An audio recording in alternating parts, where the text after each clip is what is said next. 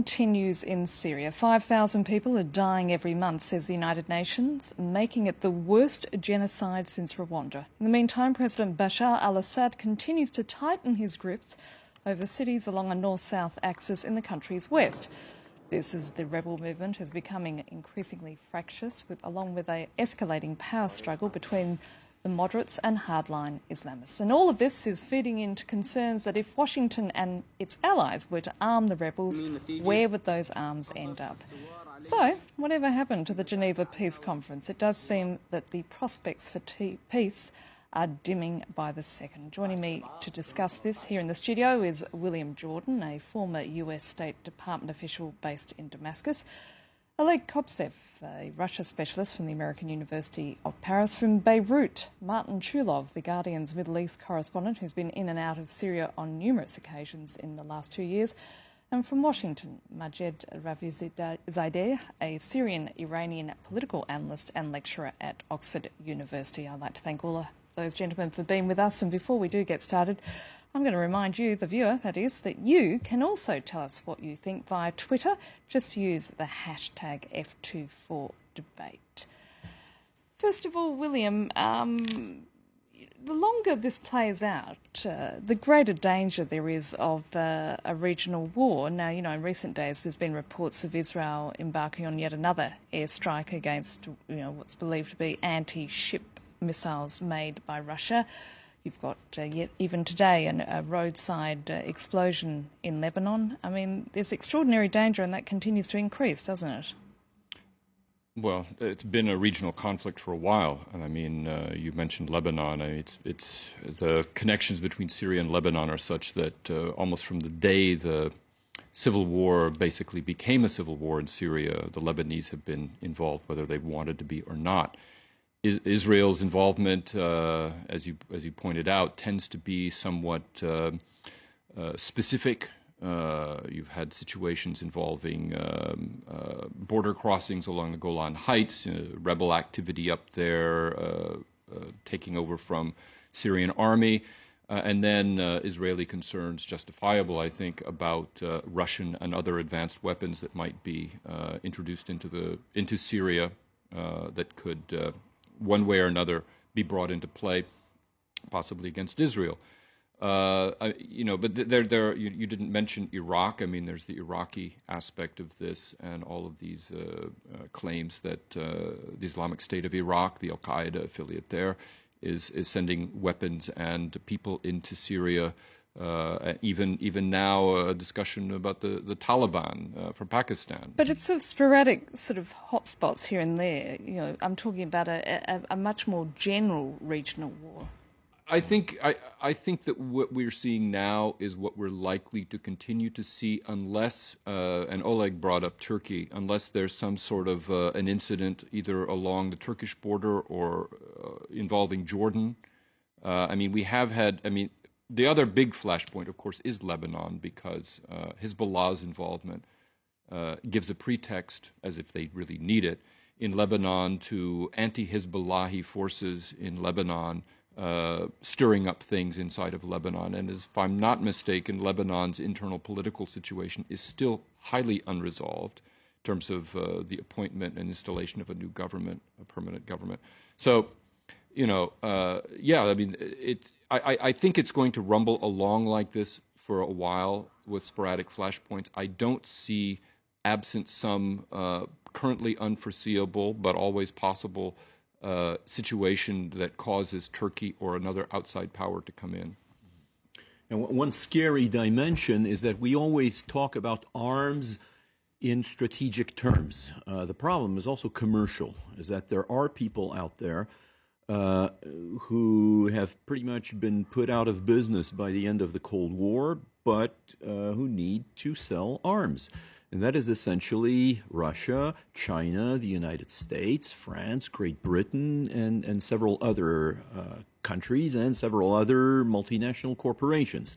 And we have to realize also is that the more there is conflict, the more there is risk of conflict, You have mentioned a few potential hotspots, and there could be worse. You mentioned Jordan. There could be an Arab Spring in Jordan, And I'm certainly afraid, the anytime. Jordanians are very concerned about blowback, Yes. aren't they? And or there could be an Arab Spring in Turkey as well. We've seen maybe not the beginning of that, but a little embryo of instability in Turkey, what was going on Taksim Square recently. And we have to realize that although diplomats are afraid of this, whether it's in the White House or in the Kremlin, there are others who are rubbing their hands because this is business. So I think this also has to be very clearly stated. It's very politically incorrect to mention this, but there are commercial interests out there that need conflict. At this point, let me bring in Martin Chulov from Beirut. Obviously, where you are, Martin, there's a great concern about spillover into Lebanon, and we've already seen examples of that, haven't we? Absolutely, and I would say that the strategic dimensions of what is taking place in Syria simply cannot be overstated. At one level, we're looking for the battle for a destiny of a nation state.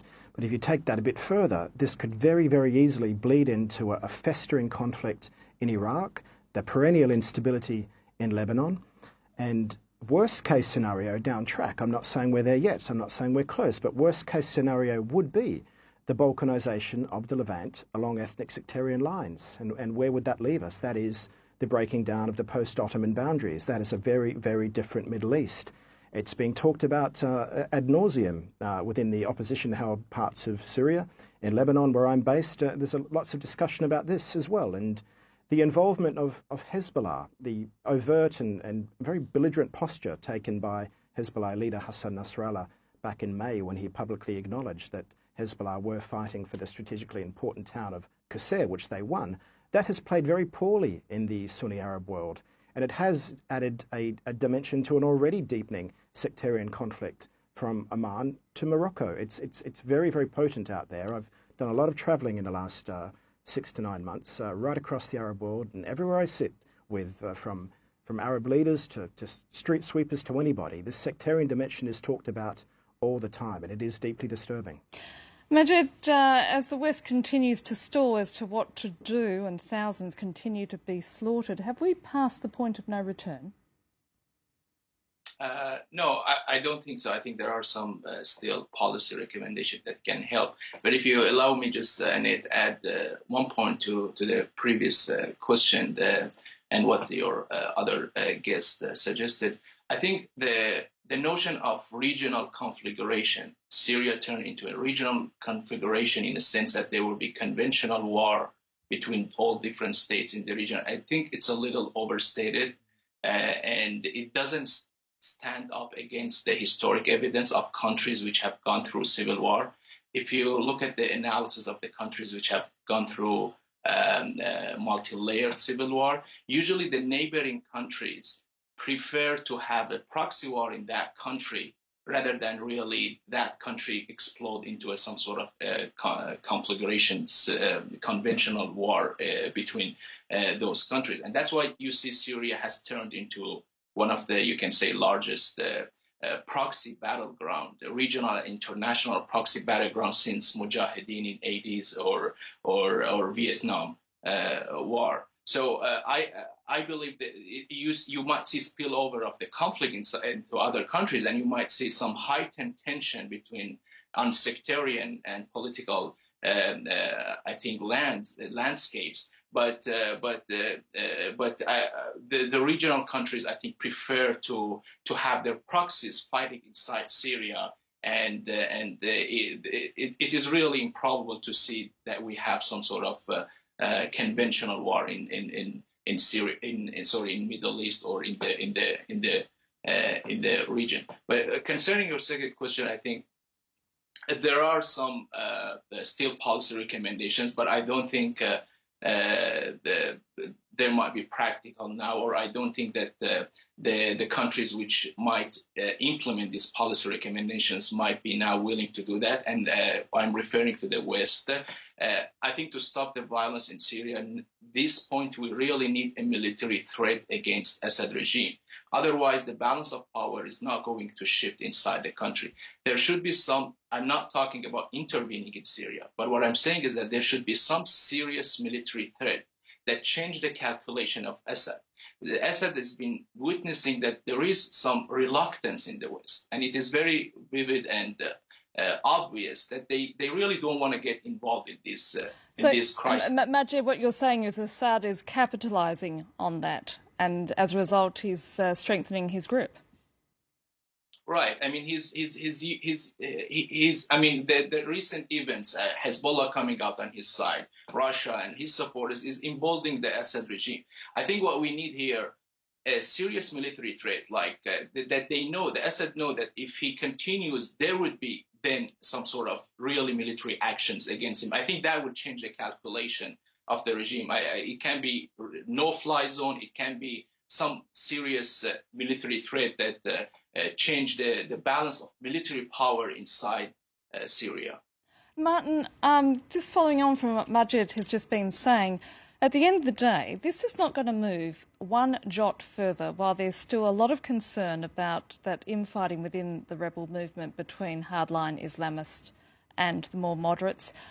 Is it possible for Syria's rebels to break the nexus with those jihadists?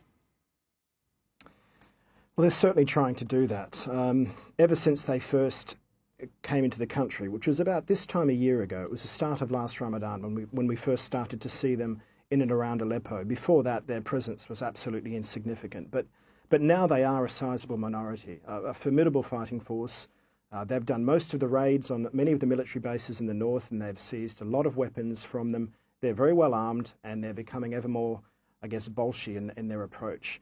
The mainstream group's reaction to them had been, firstly, they treated them as I guess, wayfarers or brothers who were looking to come and help them, and they were beholden culturally to take them in because they were there to fight for them. After a while, it became very clear that they had a different cause, a different way of going about things, and for many months it was, let's just try and keep them at bay, get rid of the regime, and we'll deal with them later. As this has dragged on, it's now increasingly obvious that the regime isn't going anywhere fast and that the jihadi presence needs to be dealt with. So part of what we're looking at now is a creeping awakening of sorts, the same sort of thing we saw in Anbar in 2006 in Iraq, where the tribes, the local communities, rose up against the jihadis who had overplayed their hand and were ever more involved in tribal life. They were executing, they were imposing a very strict interpretation of the Sharia law. There is a groundswell of this sort of movement in parts of the country, Hasaka, Raqqa, Aleppo and Idlib, and even in the Latakia area, where we did see one of the Free Syria Army commanders attacked and killed this week by a jihadist group. This could go one of two ways. It could either weaken the growing hold that these groups have on parts of the country, or it could embolden communities and other groups among this I guess this patchwork quilt of the opposition to fall in behind the Free Syria Army and chase these guys out of town. We're at this phase now where this is all being played out. I don't know how long it's going to take, but I do think it is going to derail opposition efforts to advance into areas of the country in which they're keen to get to for quite a few months yet. William, where does Washington stand in all of this? Publicly, I think Washington's message is a bit naive and is a bit out of touch with the reality on the ground. I mean, behind the scenes, it seems very clear from the reporting that I've seen out of Washington and from what I've gleaned talking to people that they understand what's actually happening. I suspect there's a lot of hair tearing in Langley, where the CIA is, as well as the State Department, over the fact that the opposition military council is so inept at being able to manage a centralized campaign of any kind. And there's a lot of discussion in Washington, between the administration and Congress in terms of finally giving arms to the rebels, in terms of how that's going to be done to prevent sort of the bad Islamists and the jihadists from getting these weapons and being able to use them. And I've said on this platform many times in the past that that's a fantasy. I mean, it's completely stupid to believe that you can somehow give weapons to certain people, and they won't fall into the hands of the other people. Battlefields are, by their very nature, chaotic. And messy places. Exactly. We saw in Afghanistan that a lot of the very people we did not want to get the weapons, or would never have thought we wanted them to get the weapons, ended up getting them. And we either spent a lot of time trying to get them back, or we later found them turning up in other conflicts. And that's what the Russians have been telling, or even that's the main issue of the Russians against the Americans, even from the days of Afghanistan. They say, look at what you have done to fight us in Afghanistan. Look at the mess that you have created against us and against yourselves. So that also explains the extremely inflexible position of Russia as well. And the more naivete, as you say, there is in Washington, the more there is inflexibility and Bismarckian realpolitik and almost Machiavellian politics in the Kremlin. Majid, certainly for those Western governments and their concerns about arming the rebels, there's all sorts of worrying questions. For instance, what if those weapons were used in a sectarian massacre of Shiites and Alawites? What if the jihadis got hold of them and used them in a terrorist attack here in Europe? I mean, it's an absolutely logistical nightmare, isn't it? I think, from my perspective, the main reason that they're not delivering arms, I think the main reason is not really that they might fall in the hand of the Islamists. I think that's a concern.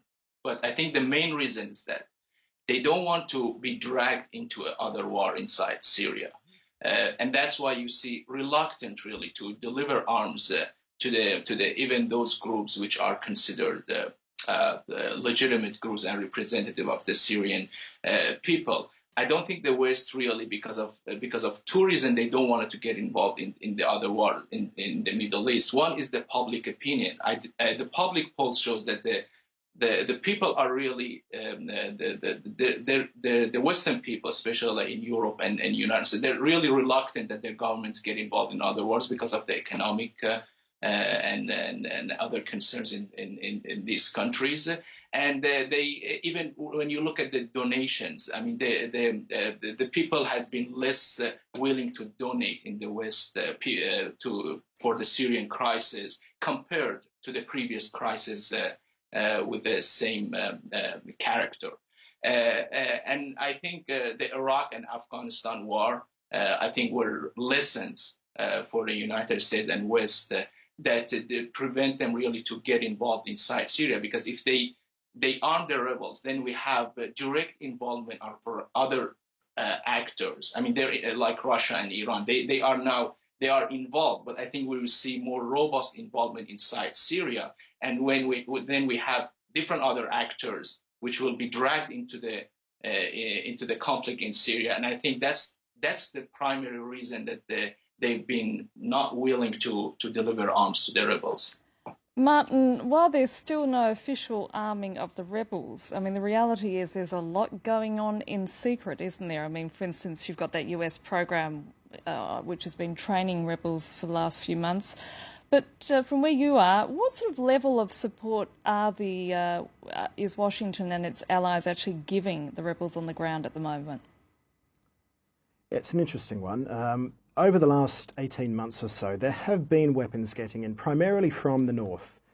They were Qatari weapons mainly, some Saudi, but mostly Qatari, and they were light battlefield weapons. They were Kalashnikovs, ammunition, RPGs, enough to keep the battle going, but not enough to win the war. And that was always the paradox. We used to see these weapons runs coming into Aleppo when all seemed to be lost on a certain front. All of a sudden, a few Utes would turn up with 10,000 rounds of ammunition, and they'd come across the border from Turkey. So there are significant stores of weapons in Turkey, but there are very clear checks and balances on where they go and how many are let in at a certain time. That said, I've had discussions with the Qataris in recent weeks, and they have said that they want to bring this to an end as soon as they possibly can. They have all, them and the Saudis, and to some extent the Turks, they've been waiting for the Americans to take the lead. And they now know that isn't going to happen, certainly not in the short term, and that they do feel as though they need to bring this to a head in some way, shape or form. So there have been some new weapons getting in, some heavier weapons as well. From Jordan, the Saudis have sent 2 or 3 significant supply runs of buildings that can't take down of weapons that can't take down planes, but they can destroy tanks, they can destroy buildings.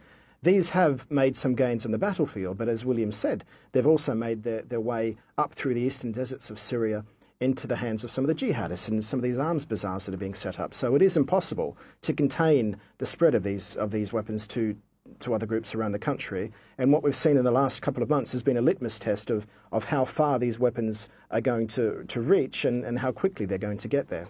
William.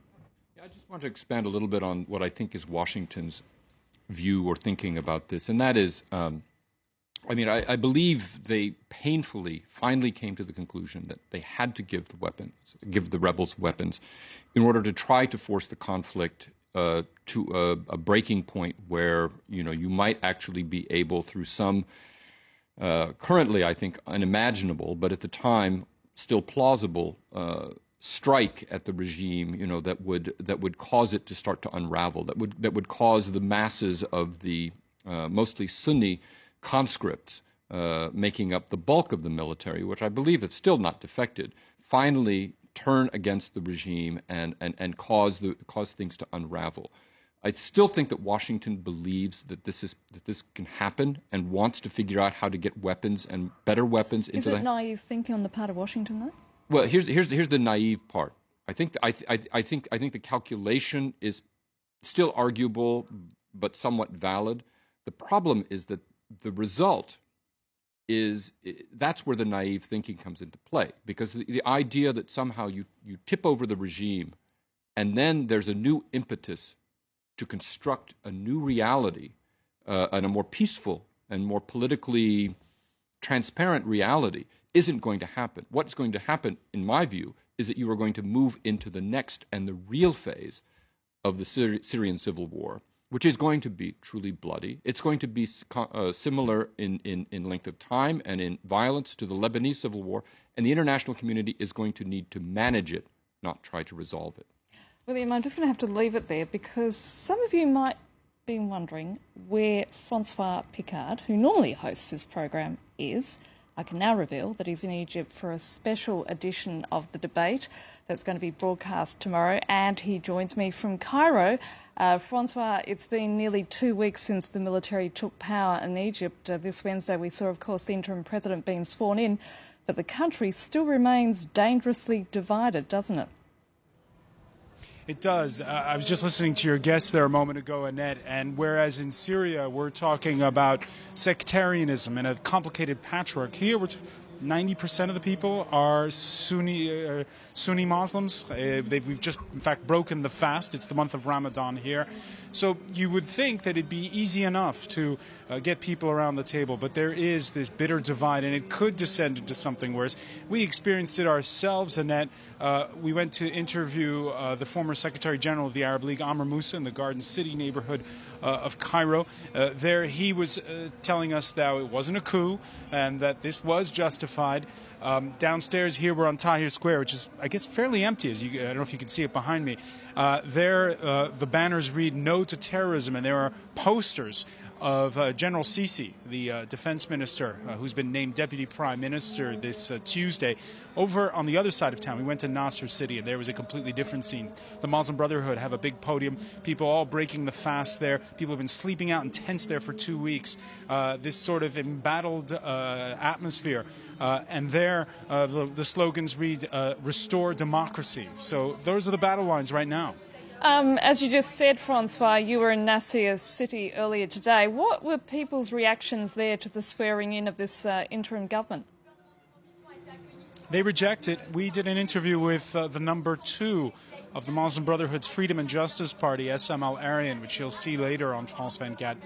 There, we talked to him about the fact that the spokesperson for the president had said there were talks ongoing with all parties. He denied it, saying the MB was not speaking to what he called the army. He didn't call them the interim government. He just plain out called them the army and dismissed all the civilians that are in it. Okay, thank you so much for that, Francois Picard. And of course, Francois will be back tomorrow night with a special edition which will be beamed out of Cairo. That's a special edition of the debate which will be broadcast this time tomorrow. That's 7:10 p.m. Paris time. Now, let me very quickly thank my guests tonight. They are, of course, William Jordan, Oleg Kobsev, from Beirut, Martin Chulov, and from Washington, Majed Rafisadeh. Again, thanks for being with us, and do stay with us because coming up shortly will be more news and headlines.